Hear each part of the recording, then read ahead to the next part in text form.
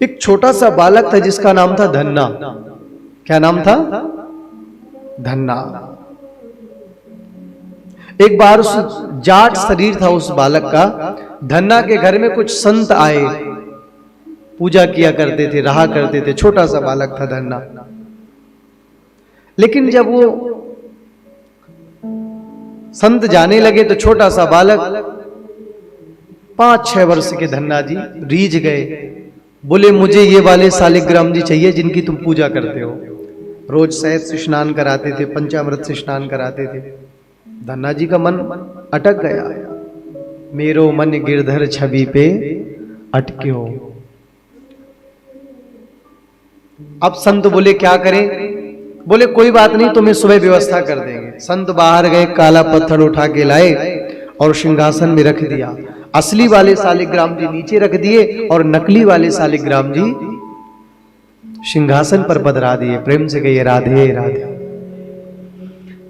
लेकिन अब धन्ना से कहते हैं देखो मैंने इनका नामकरण किया है। बोले क्या? बोले एक का नाम है चोर, दूसरे का नाम है सिपाही।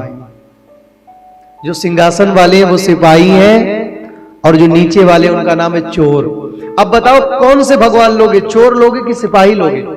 धन्ना जी कहते मैं चोर क्यों लूंगा, मैं तो सिपाही वाले लूंगा, ऊपर वाले लूंगा।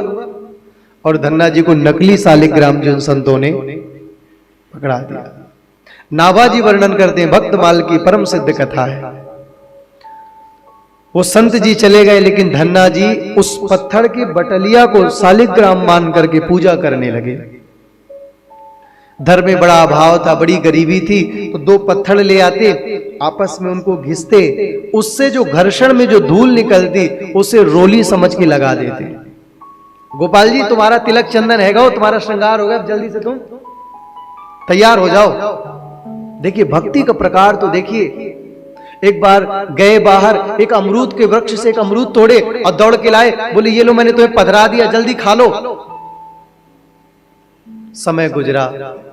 एक बार धन्ना जी पड़ोस के घर में गए, वहां उन्होंने देखा कि ठाकुर जी का भोग पर्दा लगा के लगता है।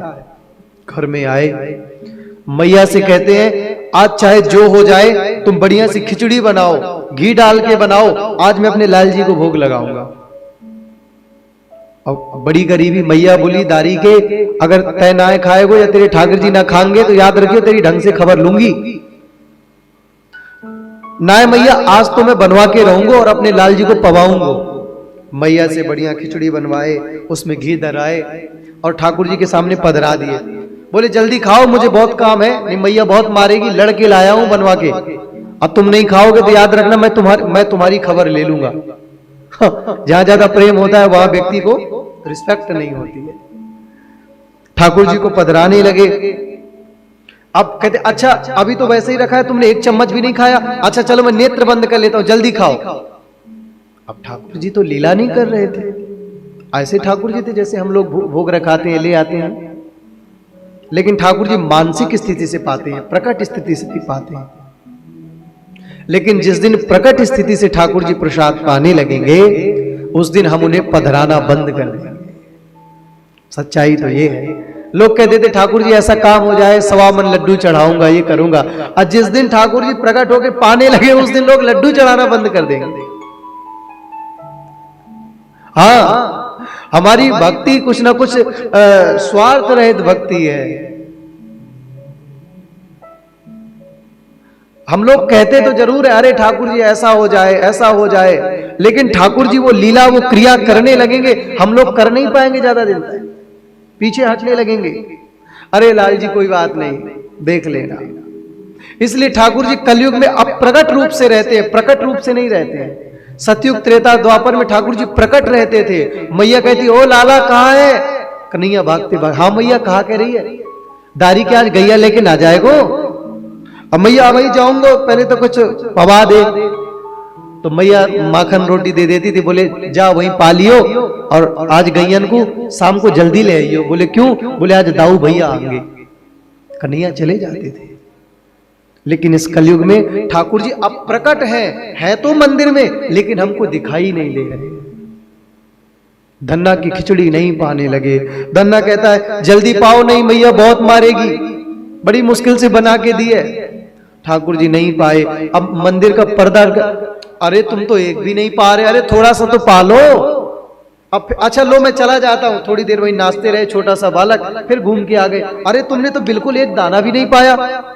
अब तो अपना सर पटकने लगे, बोले मर जाऊंगा, प्राण दे दूंगा, यही अभी अभी पटकता हूं सर, जब तक तुम्हें खिचड़ी नहीं खाओगे तो मैं जाऊंगा नहीं। अब ठाकुर जी ने सोचा अगर मैं नहीं प्रकट हुआ तो ये धन्ना अबोध बालक है, कहीं न कहीं अपने प्राणों को न त्याग दे, कहीं अबोध बालक मेरी विरह वेदना में जल के कहीं न कहीं इसको चोट ना आ जाए, इसको कोई आघात ना हो जाए। इसलिए नन्हे से बाल गोपाल बन के उसी मंडलिया मंदिर में प्रकट हो गए और धन्ना की खिचड़ी पाने लगे। प्रबल प्रेम के पाले पड़कर प्रभु को नियम बदलते देखा, अपना मान भले टल जाए लेकिन भक्त का मान ना। ओहो अब तो धन्ना जी नाचने लगे, वाह वाह वाह क्या बात है, मुझे पता था तुम प्रकट हो जाओगे, मुझे पता था तुम पूरा खाओगे पूरा पाओगे, इसलिए मैं नाच रहा था। अब मैं थाली बजाते मैया के खोपड़ी में जाके फेंक दूंगा, ले थाली पूरी पवा दी। लेकिन बंधुओं प्रेम से कहिए जय श्री कृष्ण। यहां तक तो ठीक था, लेकिन आज ठाकुर जी धन्ना जाट के संग लीला करने लगे, उसकी गाय चराने जाने लगे।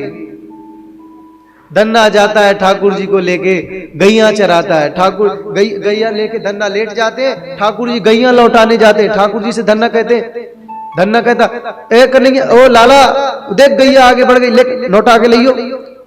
ठाकुर जी तुरंत भागते भागते जाते, धन्ना की गैया लौटा के लाते।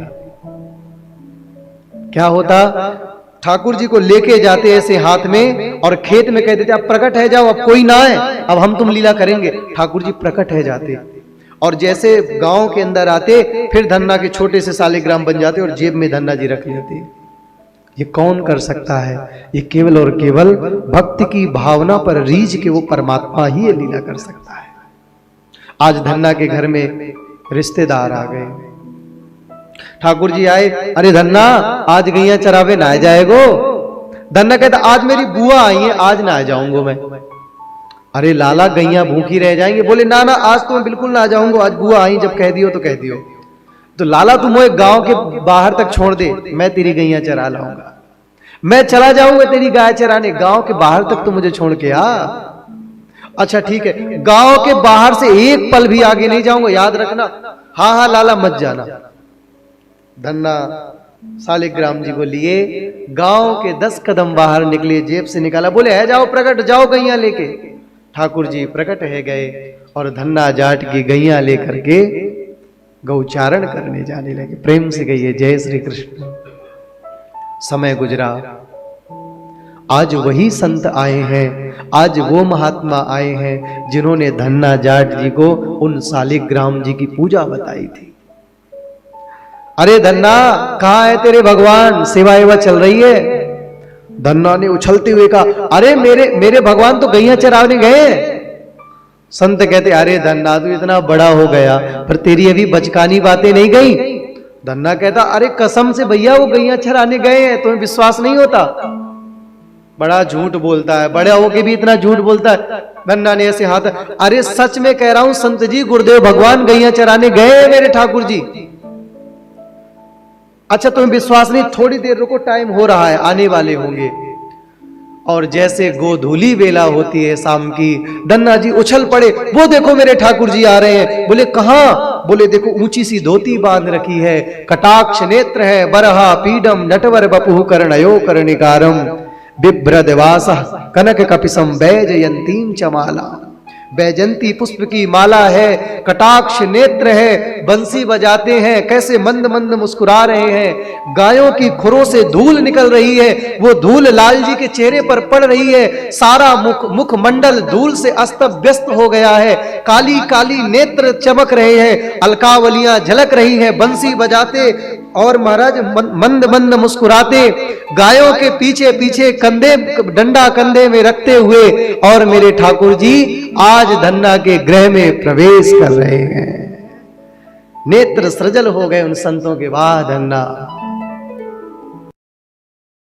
जीवन भर हमने ठाकुर जी को पाने का साहस किया, प्रयास किया, लेकिन हम नहीं पा पाए। लेकिन जाट शरीर में हुआ धन्ना, पत्थर से आज तूने भगवान को प्रकट कर दिया। बोलो धन्ना जाट की।